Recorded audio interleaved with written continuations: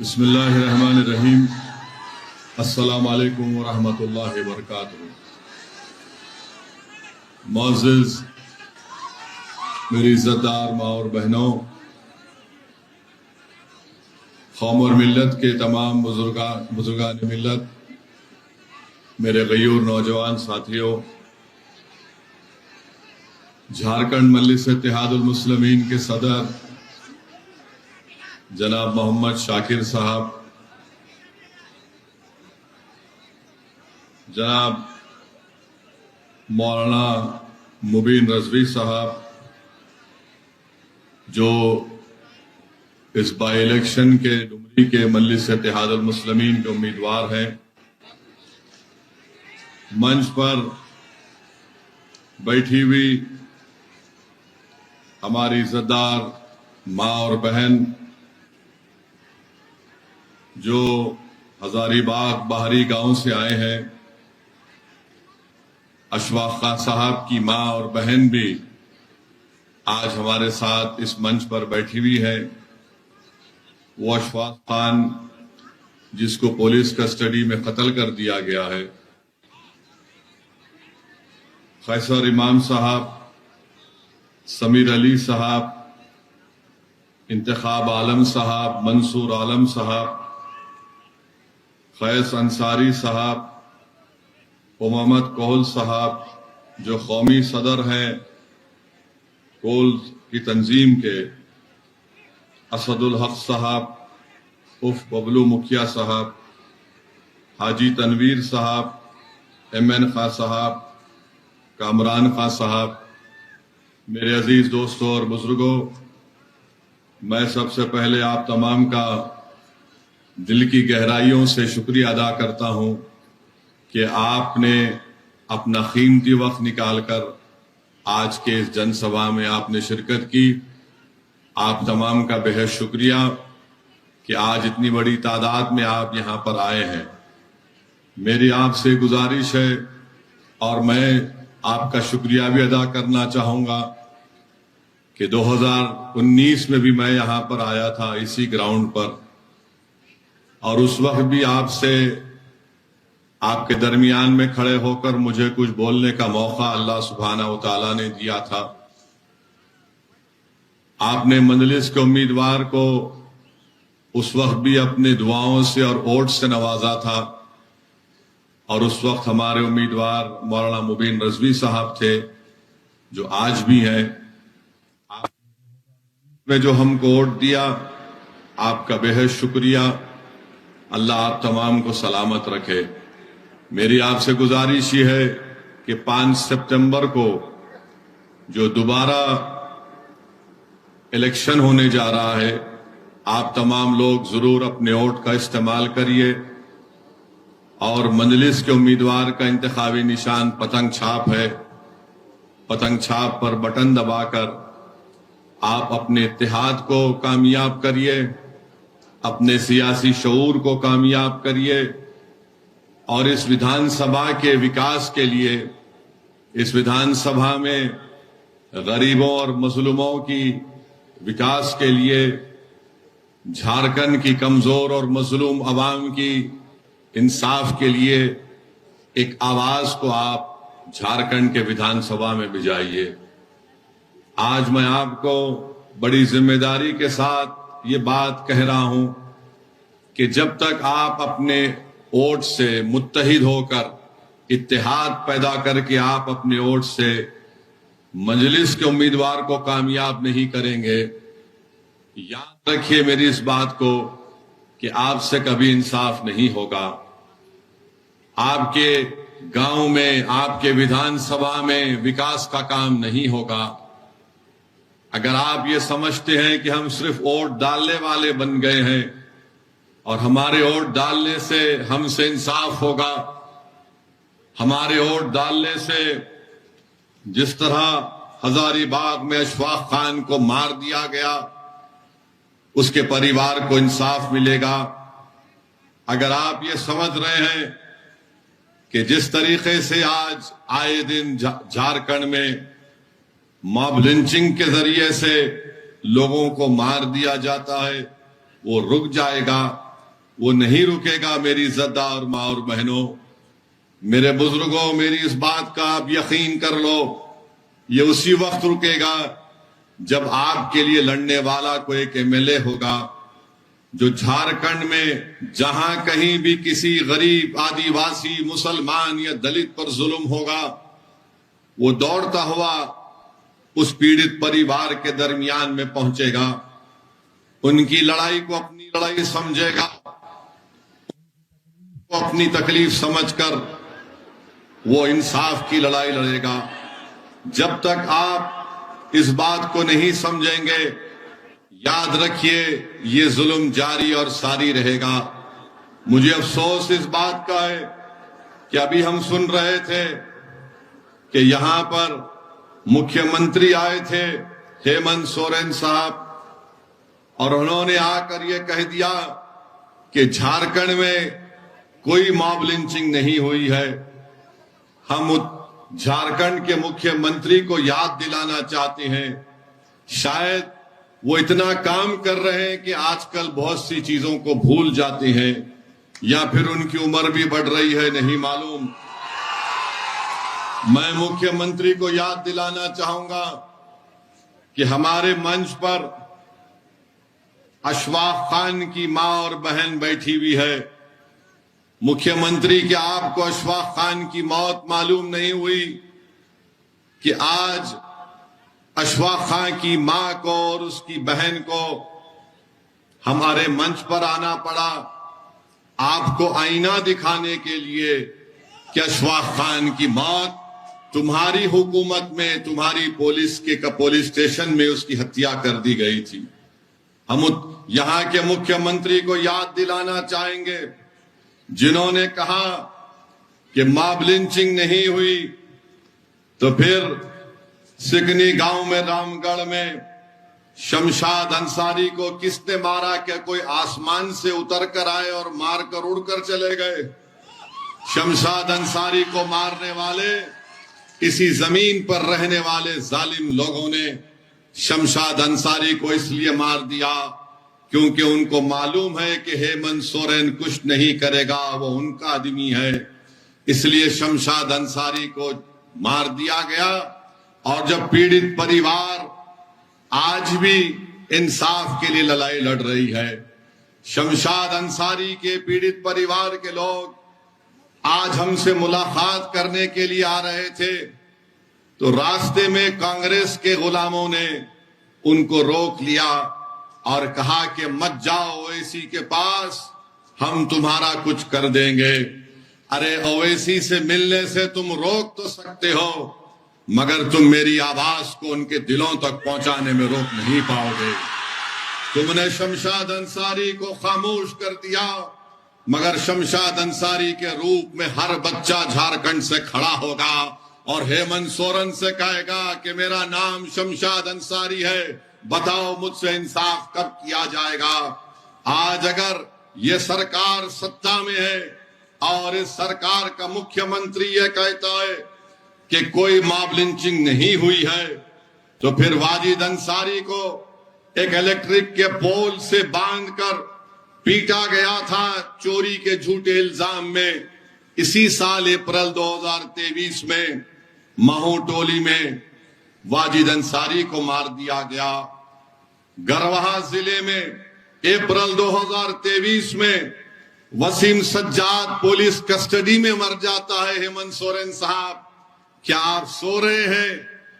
तो जागो और देखो कि तुम्हारे गरवा डिस्ट्रिक्ट में वसीम सज्जाद को कत्ल कर दिया गया। जमशेदपुर में 6 दुकानों को जो अल्पसंख्यक समाज मुसलमानों की थी उनको जला दिया गया। सरकार सेकुलर पार्टी की है, सरकार में कांग्रेस है, सरकार में राजद है, और आपके राज में दुकानें जलती हैं। शमशाद अंसारी का कत्ल हो जाता है, मगर आप हमको गाली देते हैं।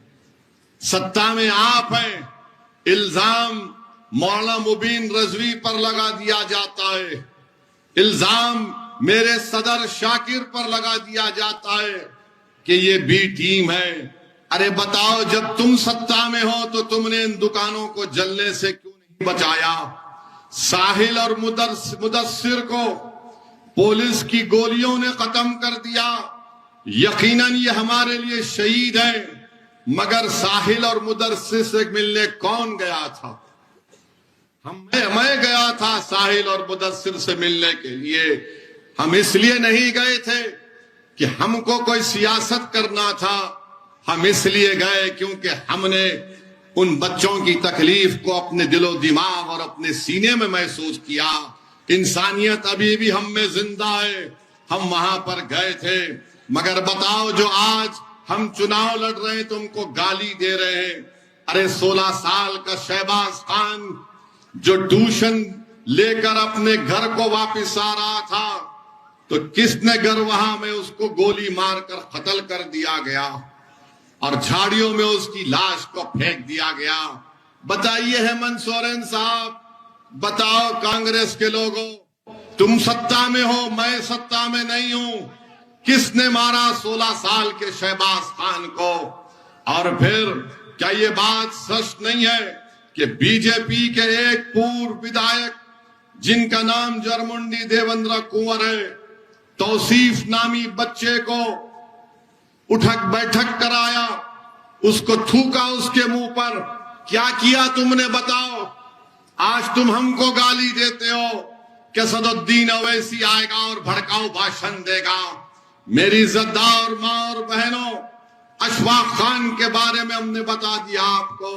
यही गिरिडीह में मोहम्मद कैफी और मोहम्मद आसिफ को किसने पीट पीट कर मार दिया कि ये तस्करी का काम कर रहे थे? क्या हेमंत सोरेन को मोहम्मद कैफी और मोहम्मद आसिफ के बारे में भी नहीं मालूम, जिनको मार मार कर उनका कत्ल कर दिया गया? 8 मार्च 2021 को सचिन नामी एक 22 साल बच्चे को चोरी के इल्जाम में पकड़कर कत्ल कर दिया गया। अंगारा रांची में 27 साल मुबारक खान को पीट पीट कर उसकी जान ले ली गई, उसी तरह लाइट के पोल से बांधकर। और हेमंत सोरेन को शायद नहीं मालूम कि मुबारक खान भी मार दिया गया। मेरे अजीज दोस्तों, जमशेदपुर में नौशाद को पुलिस कस्टडी में उसकी मौत हो जाती है। 10 अगस्त को नौशाद को उठाया जाता है। मेरी इज्जतदार मां और बहनों, आप जानते हैं कि जब तबरेज अंसारी को मारा गया था, मैंने खुद तबरेज अंसारी की बेवा से मुलाकात की थी। क्या उस वक्त कौन सा मामला था? हमको तकलीफ हुई कि एक नौजवान बच्ची बेवा हो गई है। मुदस्सिर और साहिल की क्या मामला था? हम के घर को गए थे। मेरी इज्जतदार मां और बहनों, मेरे बुजुर्गों, आपने यहाँ पर झारखंड में 4 अल्पसंख्यक मुसलमान समाज के एमएलए को आपने कामयाब किया। इतने वाकयात होते हैं। अरे जमतारा से यहाँ पर आपने एक मुस्लिम विधायक को कामयाब किया, और अभी हमको बताया गया हसन साहब भी फिर रहे हैं। 4 आपके एमएलए हैं। आप में इतनी हिम्मत नहीं हुई कि आपने इन जुल्मों के खिलाफ आवाज उठाते? आप में गीरत क्यों नहीं जागी कि आपको अगर कामयाब किया तो क्यों कामयाब किया? क्या तुमको कामयाब इसलिए तो नहीं किया कि तुम हेमंत सोरेन के सामने अपने सर को झुकाकर गुलामी करो? तुमको कामयाब इसलिए किया कि तुम गरीब और मजलूमों पर जब जुल्म होगा तो तुम उनकी आवाज बनोगे। तुम सरकार में बैठकर तुम अगर मंत्री बन गए हो तो तुम समझ रहे हो कि तुमको बहुत बड़ा मुकाम मिल गया। अरे जब अल्लाह ने तुमको मुकाम दिया तो तुम उस मुकाम को इस्तेमाल करो गरीबों के इंसाफ के लिए। मगर इतने लोगों को मार दिया गया और यहाँ पर हेमंत सोरेन की सरकार इस पर कोई कार्रवाई नहीं करती है। मेरे अजीज दोस्तों और बुजुर्गों, एक यहाँ पर एक विधायक साहब हैं, उन्होंने एक ये भी कह दिया था कि अगर मुझे कोई इबादतगाह बनाना पड़े तो मैं अपना गुर्दा बेच दूंगा।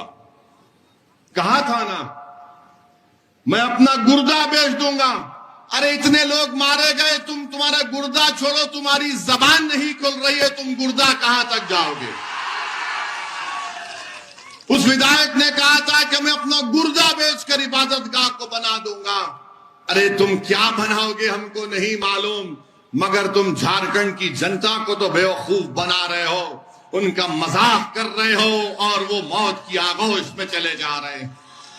मेरे अजीज दोस्तों और बुजुर्गों, आप देखते हैं कि बोकारो में, चक्रधरपुर में क्या क्या तकारीर नहीं की गई थी, क्या क्या भाषण नहीं दिया गया था। अगर हम उस पर बोलना शुरू करेंगे तो फिर एक नया तनाजा यहां पर पैदा होगा। मेरे अजीज दोस्तों और बुजुर्गों, आप ये भी जानते हैं कि जिस प्रदेश से मैं आता हूं, तेलंगाना है, वहां पर 50 लाख से कम मुसलमान हैं। झारखंड में 60 लाख के करीब मुसलमान हैं। और हम जिस प्रदेश से आते हैं वहां पर अल्पसंख्यक समाज का एक मंत्रालय है, और इस साल का बजट क्या है आपको मालूम? 2200 करोड़ रुपए है। और झारखंड में अल्पसंख्यक समाज का विजारती अखिलती बहबूद का बजट सिर्फ 500 करोड़ रुपए है, सिर्फ 500 करोड़ रुपए। और हम जब यहां पर आ रहे हैं तो हमको गाली दे रहे हैं। अरे भैया गाली दो हमको, तुम्हारी गालियों से मैं रुकने वाला नहीं हूं। यहां तेलंगाना में हमारे सात विधायक हैं, कोई मंत्री नहीं है। सुनिए, कोई मंत्री नहीं है, मगर हम 50 लाख से कम हैं। 2200 करोड़ रुपये सालाना मिलता है। आप 60 लाख हैं, 4 एमएलए हैं, 2 मंत्री हैं, मगर आपका बजट 500 करोड़ रुपये है। यही बात जब हम करते हैं तो इन तमाम को पेट में दर्द होता है, और इसीलिए हमको बदनाम किया जाता है कि असदुद्दीन ओवैसी भड़काऊ भाषण देता है। अरे अगर गरीबों के जुल्म को बयान करना भड़काऊ भाषण है तो सुन लो हेमंत सोरेन, मैं भड़काऊ भाषण देता रहूंगा। अगर शमशाद अंसारी की तकलीफ को बयान करना भड़काऊ भाषण है तो हम तमाम शमशाद अंसारी हैं। अगर हमारी बहन और हमारी मां बैठी हुई है, उनके बेटे और औलाद के लिए इंसाफ की बात करना अगर भड़काऊ भाषण है तो मुझे फख्र है कि अल्लाह ने मुझे भड़काऊ भाषण बोलने की सलाहियत दी। मगर आप बताओ, आपने क्या किया? यहां पर चुनाव जब आता है तो ओवैसी का डर दिखाते हैं कि अगर ओवैसी को वोट देंगे, मंजलिस को वोट देंगे तो बीजेपी जीत जाएगी। और आप मासूम लोग सिर्फ वोट डालते हराने के लिए। अरे कभी अपने दिलों पर हाथ रखकर सोचो, कभी जब तुम अपने घर में जाकर बैठते हो तो अपने दिल से पूछो कि मैं क्या सिर्फ इनको वोट डालने के लिए पैदा हुआ हूं? क्या तुम सिर्फ वोट डालने के लिए पैदा हुए? तुम वोट नहीं ले सकते। आप 50 साल से वोट दे रहे हैं, आपके दादा ने वोट दिया, आपके दादा ने अपनी जवानी को बर्बाद कर दिया, अपने बुढ़ापे को बर्बाद कर दिया, आपके बाप ने अपने बचपन को खोया, सिसक कर तुम्हारा बाप मर गया, तुमने उनको वोट दिया।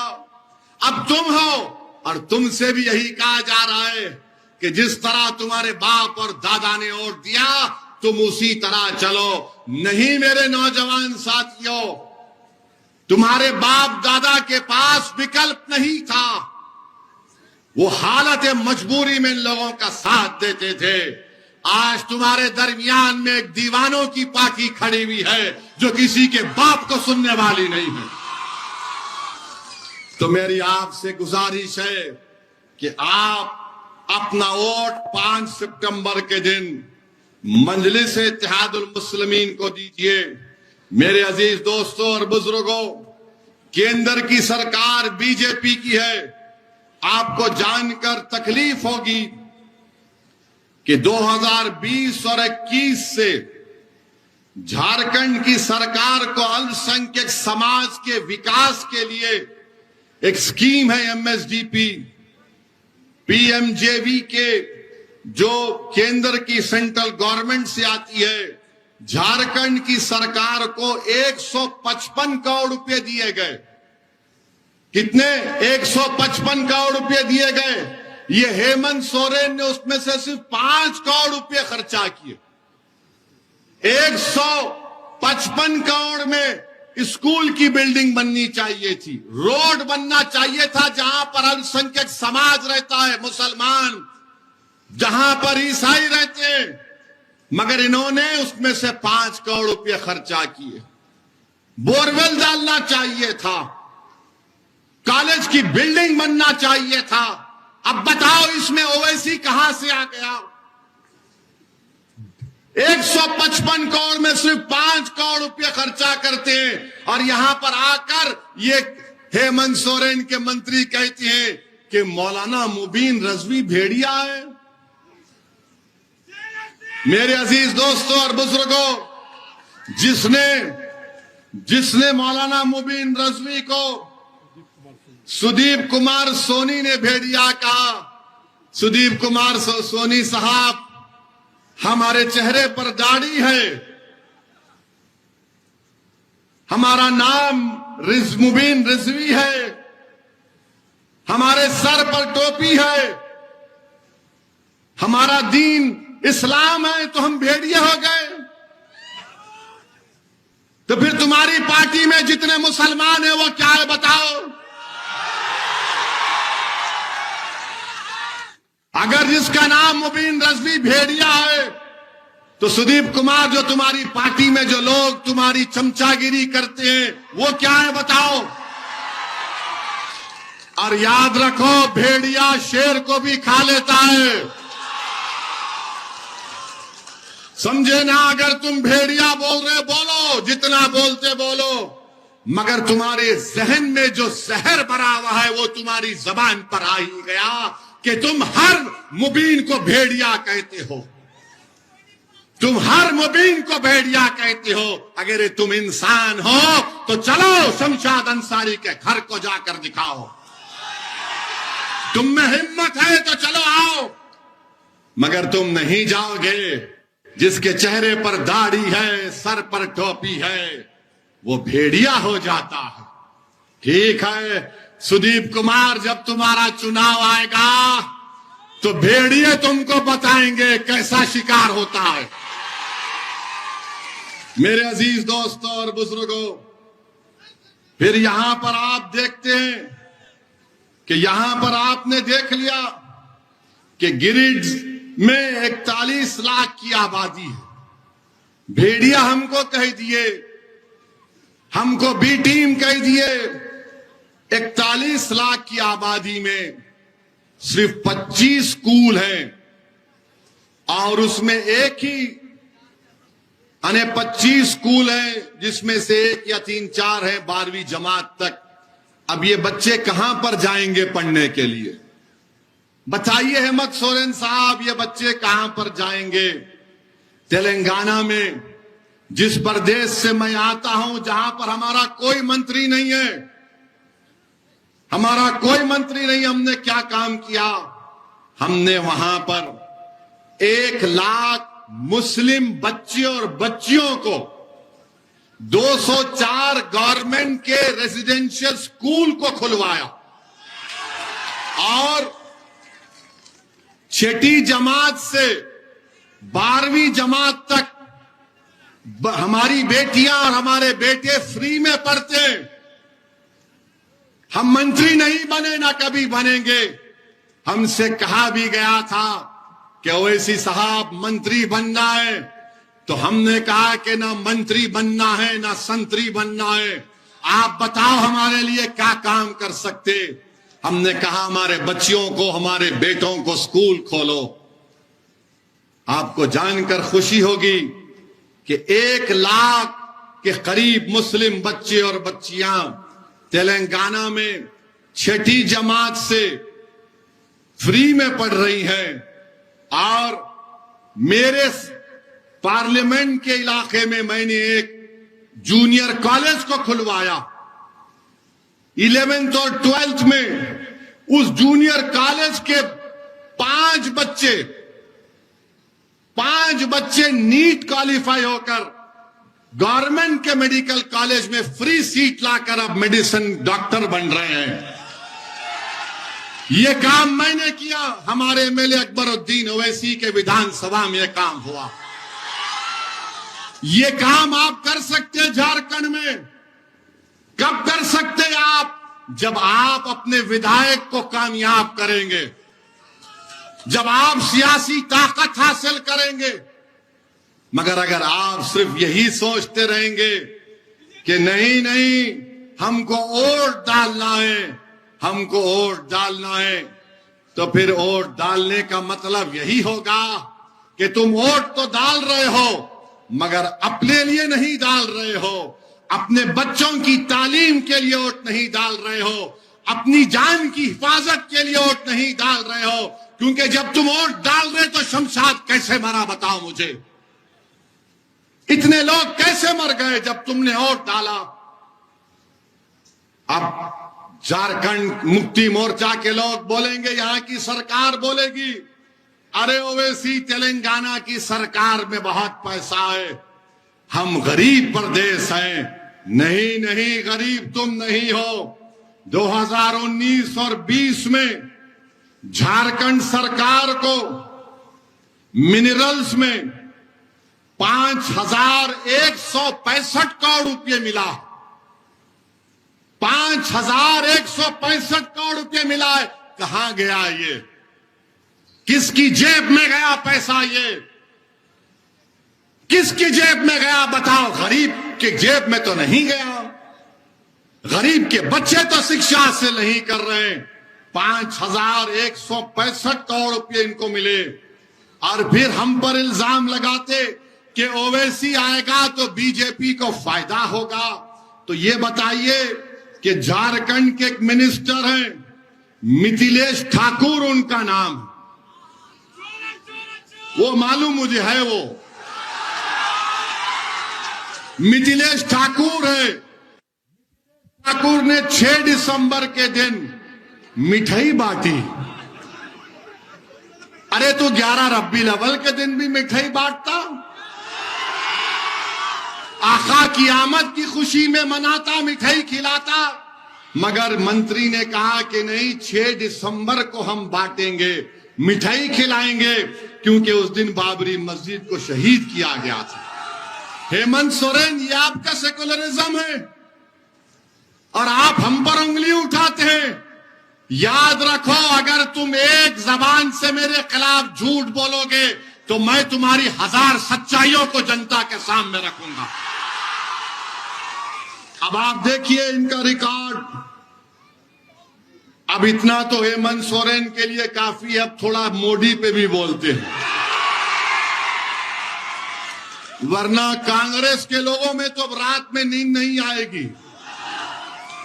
हेमंत सोरेन को भी जरा बेचैनी होगी, करवटें लेंगे कि ये क्या क्या सच्चाई को बयान करके चला गया।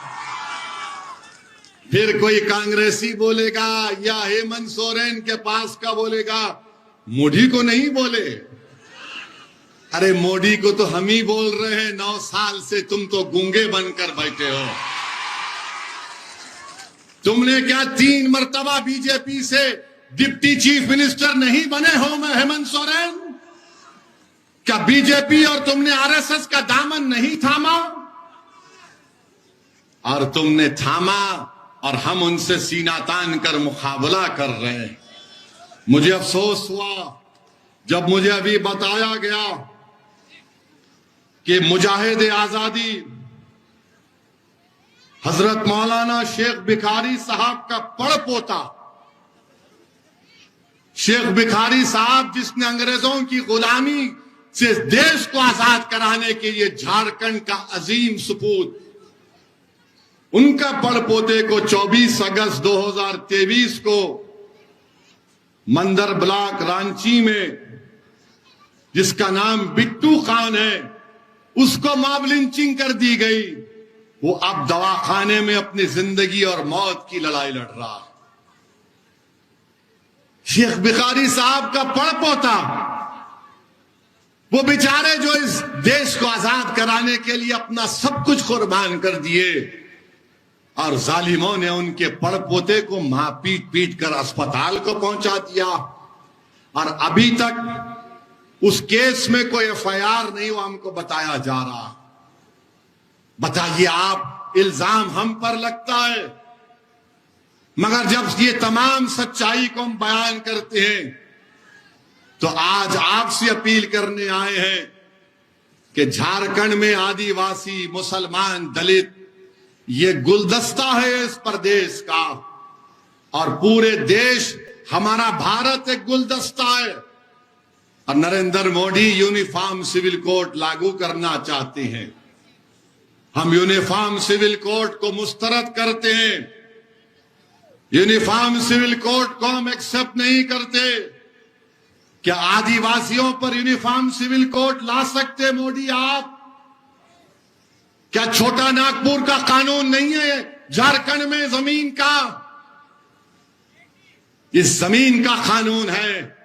क्या आदिवासियों पर यूनिफॉर्म सिविल कोड लागू किया जा सकता है झारखंड के? बताओ बीजेपी वालों, मैं चैलेंज कर रहा हूं मोदी को कि क्या तुम झारखंड के, छत्तीसगढ़ के, तेलंगाना के, मध्य प्रदेश के, राजस्थान के आदिवासियों पर यूनिफॉर्म सिविल कोड लागू करोगे?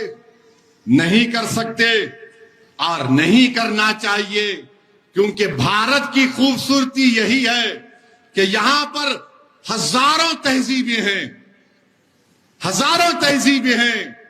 यहां पर हर एक का अपना अपना पर्सनल लॉ है। दिल्ली में बैठा हुआ कोई बाबू, दिल्ली में बैठा हुआ आरएसएस का प्रधानमंत्री हमारे जिंदगी के फैसले नहीं कर सकता। कोई हमको ये नहीं बताएगा कि हम कैसे अपनी जिंदगी गुजारेंगे। भारत के संविधान में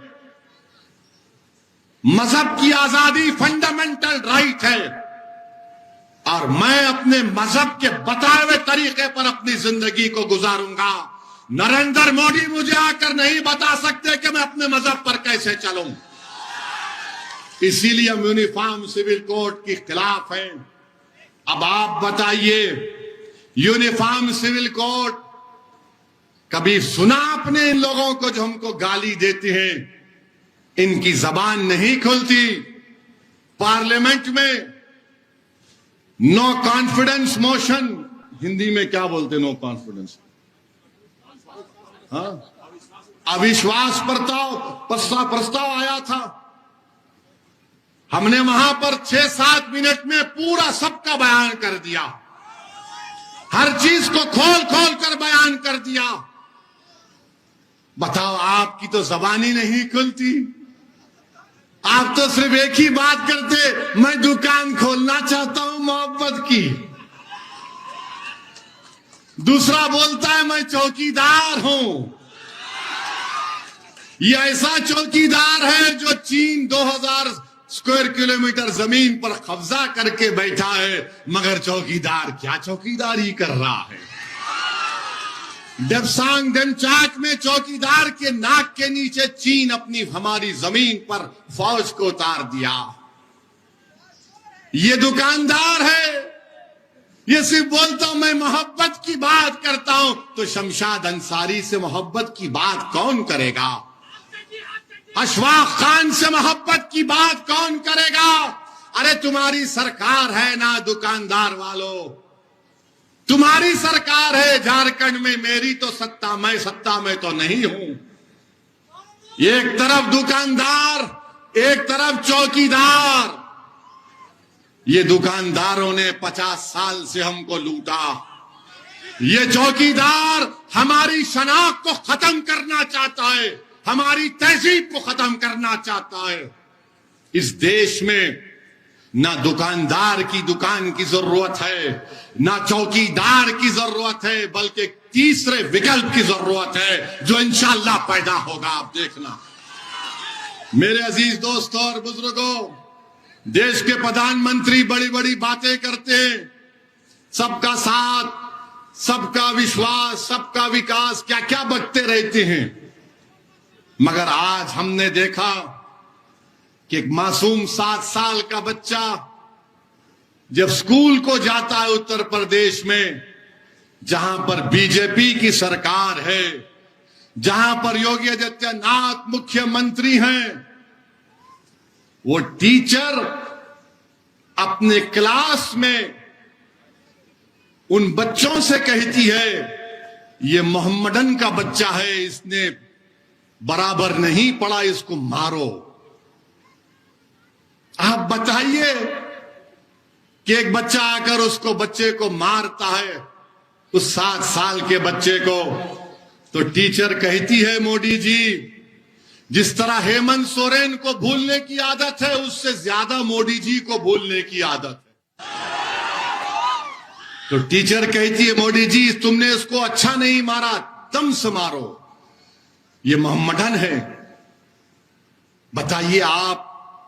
और वो बच्चे को मार पीटा जाता है, उसका वीडियो पूरे देश में, पूरी दुनिया में चला गया।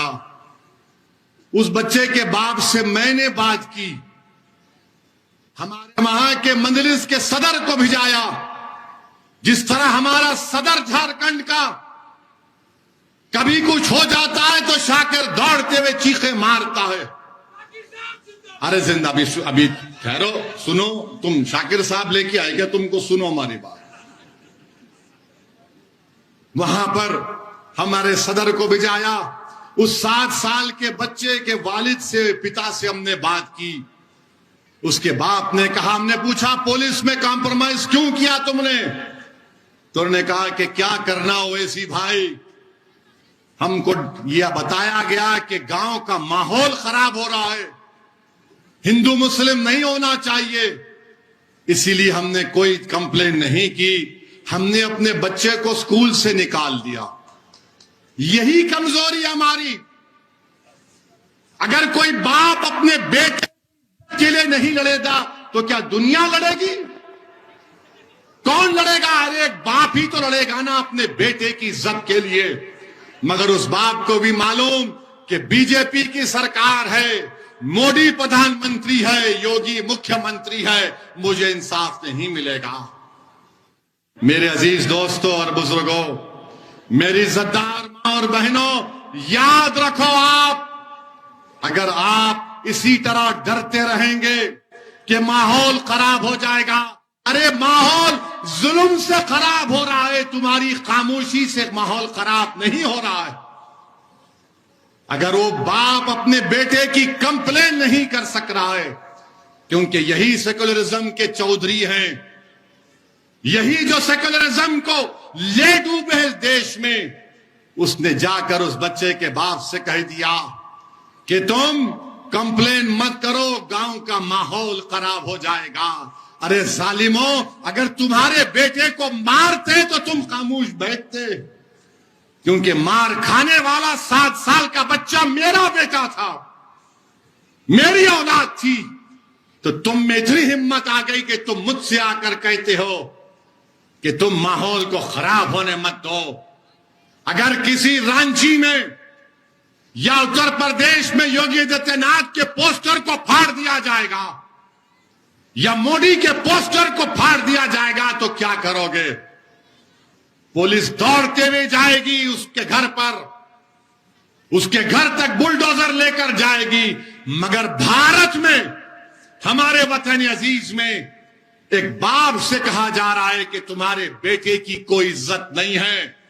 अगर उसको स्कूल में थप्पड़ मारते हैं तो थप्पड़ खा लो, मगर माहौल खराब होने मत दो। मैं आपसे कह रहा हूं, माहौल खराब होता है तो भाड़ में जाए। मैं अपनी औलाद के लिए खामोश नहीं बैठूंगा, मैं अपने बच्चे की इज्जत के लिए खामोश नहीं बैठूंगा। अगर गांव का माहौल मुझे बेइज्जती करने से खराब होता है तो फिर और खराब होने के लिए तैयार रहना पड़ेगा।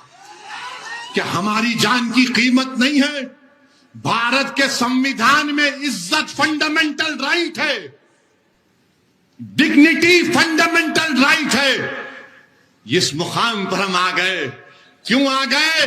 क्योंकि हम सिर्फ वोट डाल रहे हैं, वोट डाल रहे हैं, हम कभी वोट नहीं ले रहे हैं।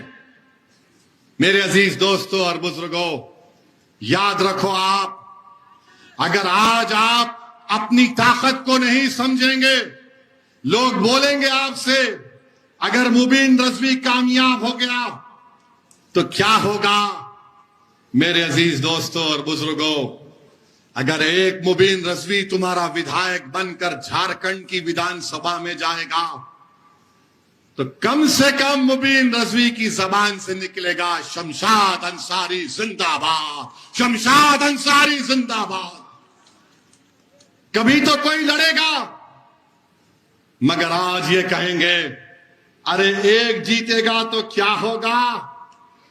आप उनसे कहना कि भारत की पार्लियामेंट में 2 MP हैं मंजलिस के, और जब 2 में से एक खड़े होकर 6-7 मिनट के लिए भारत की लोकसभा में बोलते हैं तो मोदी से लेके अमित शाह सब परेशान हो जाते हैं कि अब ये क्या बोलने वाला। अगर हम बोलने की सलाहियत रखते हैं तो आपकी वजह से, आपकी दुआओं की वजह से, आपके वोट की वजह से, आपकी ताईद की वजह से। यही तो मेरी ताकत है, यही तो मेरी ताकत है और अल्लाह का करम है, सदका नबी करीम सल्लल्लाहु अलैहि वसल्लम का। मगर आज आप खामोश बैठते रहेंगे तो फिर याद रखिए कोई आसमान से नहीं आने वाला है। और आपको हम बताना चाह रहे हैं कि अब तो ट्रेन में वो यहीं पर था, शायद वो खबीस शैतान जिसने गोली मारी वो झारखंड के रेलवे स्टेशन में था शायद, बहरहाल कहीं भी था। वो नाम पूछकर रेलवे में गोली मारता है। एक हैदराबाद का लड़का है, नौजवान बीवी है, 3 बच्चे हैं, उसको गोली मार दी, चेहरे पे दाढ़ी है, वो तड़प रहा है उसके पैरों के पास और ये तकरीर कर रहा है कि अगर भारत में रहना है तो योगी और मोदी को वोट देना पड़ेगा। मैं उन गोली मारने वालों से कहूंगा कि सारी दुनिया की गोलियां खत्म हो जाएंगी, हम मरने तैयार हैं, मगर किसी बाप से नहीं डरेंगे। हम अपने मतलब पर, अपने मकसद के तहत, अपनी मोहब्बत की बिना पर वोट देंगे। अरे तुम गोली मार कर हमको शहीद करके तुम कह रहे हो, याद रखो तुम जालिम हो, तुम्हारा जुल्म खत्म होगा। तुम अगर समझ रहे हो कि इख्तिदार में मोदी है तुमको कुछ नहीं होगा, अरे इख्तिदार तो अल्लाह का है, इख्तिदार तो अल्लाह का ही रहेगा। सुबह कयामत तक इंसानों का इख्तिदार नहीं रहता। अगर इख्तिदार इंसानों का होता तो बादशाहों के महल वीरान नहीं होते। अगर इख्तिदार इंसानों का होता तो सल्तनतें बर्बाद नहीं होती हैं।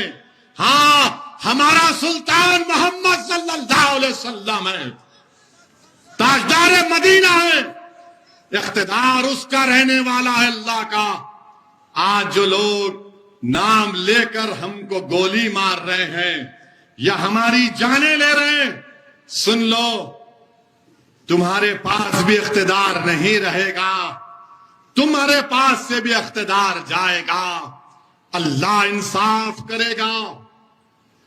मैं जानता हूं कि किसी एक भारत के किसी एक मुकाम पर किसी एक मां के बेटे को किसी ने जान से मार दिया, तो जब मीडिया के लोगों ने जाकर उस पीड़ित मां से पूछा कि तुम्हारे बेटे की हत्या कर दी गई है, मां जी तुम्हारी तबीयत कैसी है, तो उस मां ने आंख में आंसू लाकर कहा कि मैंने तो सब्र कर लिया मगर मेरा अल्लाह सब्र नहीं करेगा। तुम आज गरीबों पर, कमजोरों पर जुल्म कर रहे हो, इंशाअल्लाह ताला खुदरत इंसाफ करेगी। मेरे अजीज दोस्तों और बुजुर्गों, आपको हम सिर्फ यही बताने आए हैं कि यहां पर आपने 20 साल से 19 साल से आपने एक ही उम्मीदवार को वोट दिया।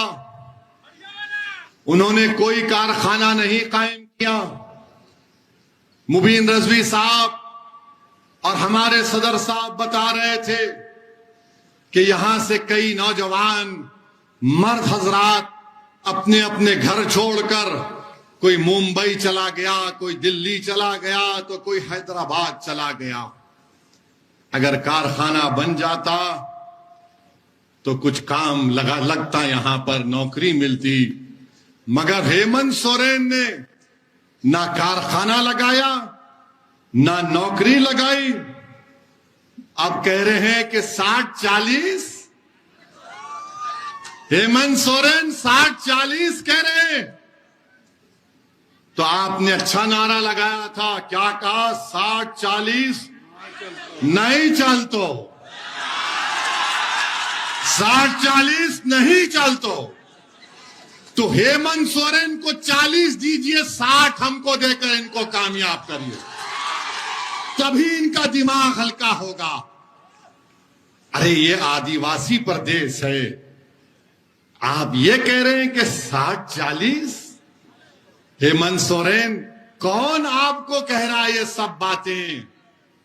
क्या आप अपनी बर्बादी को दावत दे रहे हैं? अरे ये गरीब प्रदेश में आप यहां के लोगों को नौकरी देने के बजाय आप कह कुछ और ही कह रहे हैं। मुझे बड़ा अफसोस हुआ कि जब मैं ये देखा, क्या देखा मैंने कि हेमंत सोरेन कह रहे हैं कि संस्कृत यूनिवर्सिटी बनाएंगे। अच्छा, संस्कृत यूनिवर्सिटी, संस्कृत बोलने वाले 24,280 है लोग हैं। कितने लोग हैं संस्कृत बोलने वाले? हेमंत सोरेन 24,000 लोगों के लिए यूनिवर्सिटी और पूरे जिले के 31 लाख लोगों के लिए खाली 25 स्कूल। और आप इसलिए वोट देंगे? आप इसलिए वोट देंगे? अब नहीं मालूम तुम 4 तारीख 5 तारीख को जाके क्या करोगे, नहीं मालूम। नहीं, अभी सुनो, सुनो। अभी हमारे यहां से जाने के बाद हजरत इबलीस के पूरे साथी आप तक भाग कर आएंगे।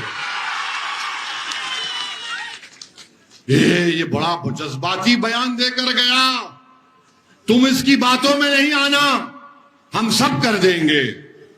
याद रखो, आप आज के बाद जेएमएम और कांग्रेस के लोग आपके घर के अतराफ फिरेंगे। ए बाबा भीख दे देना, एक दे के वोट दे देना।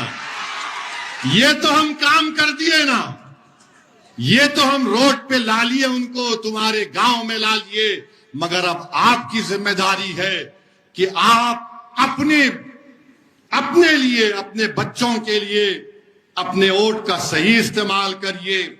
हम हेमंत सोरेन साहब से पूछना चाहते हैं कि झारखंड में 170 जबानें बोली जाती हैं। कौन सी जबानें हैं?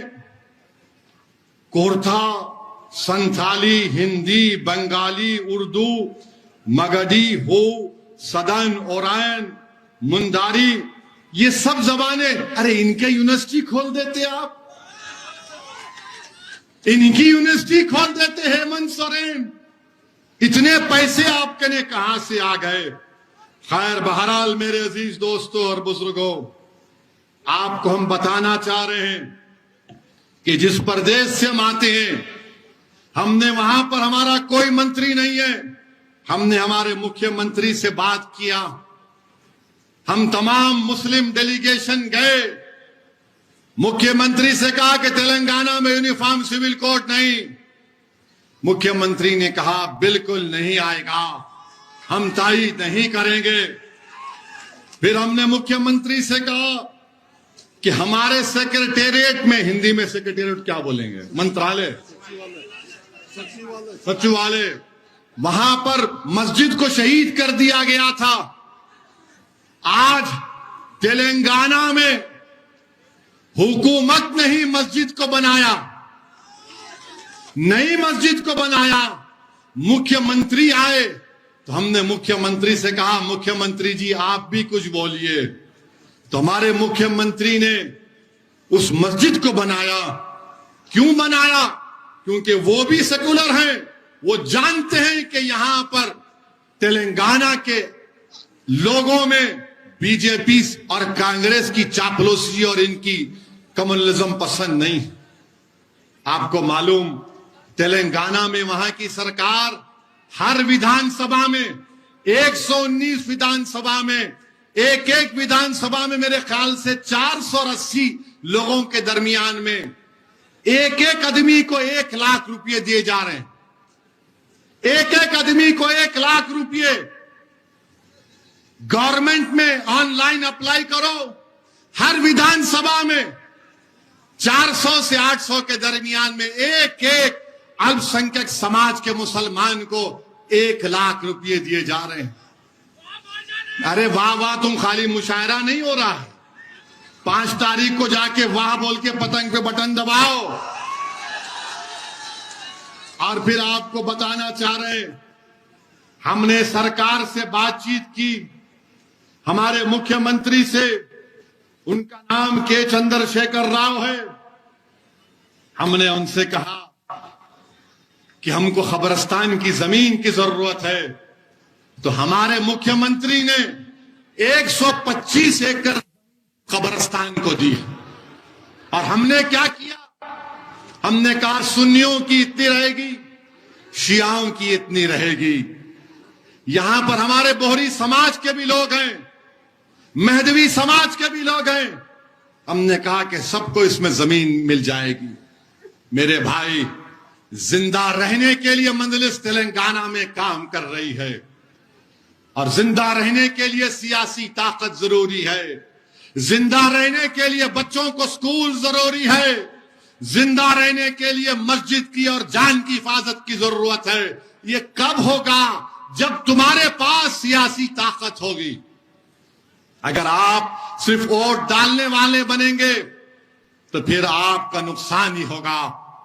वोट डालने से नहीं, वोट लेने से ताकत मिलती है। वोट डालना तो बच्चों का काम है, वोट लेना तो आपकी ताकत का काम है।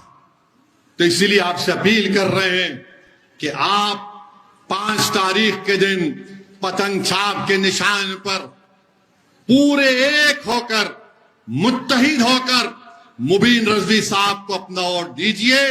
और इंशाअल्लाह ताला 2024 के पार्लियामेंट के चुनाव में हमने तेलंगाना के मुख्यमंत्री से कहा कि के चंद्रशेखर राव साहब, आज ये देश तड़प रहा है।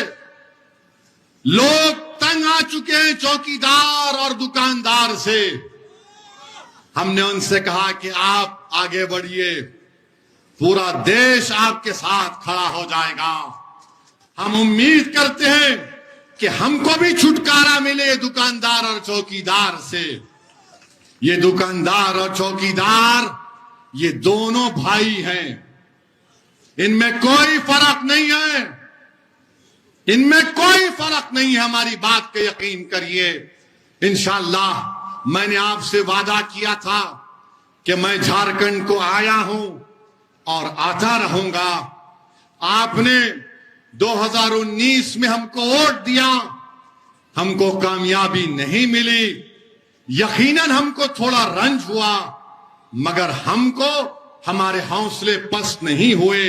हमने जो वादा किया, हम आ रहे हैं और आते रहेंगे।